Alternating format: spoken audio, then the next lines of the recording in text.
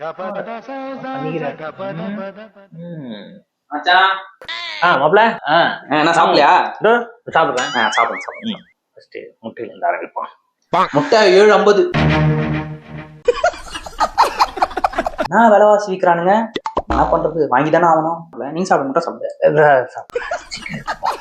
Chicken kilo 260 ரூபா. கட்டுப்படி ஆகல. எவ்வளவு கிலோ வாங்கணும் தெரியுங்களா? என்ன பண்றது, ஃபங்க்ஷன் நடத்தி தானே ஆகணும். மச்சான் சிக்கன் சாப்பிடல? இல்ல அப்புறமா சாப்பிடுறேன் மச்சான். அதை போயிட்டு வந்துடுறேன், சாப்பிட்டுருங்க.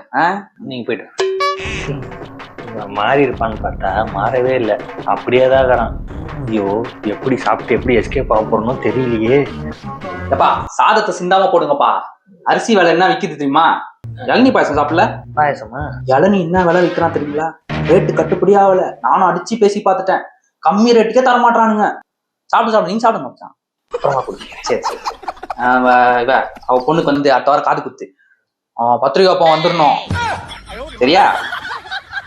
கண்டிப்பா. சரி.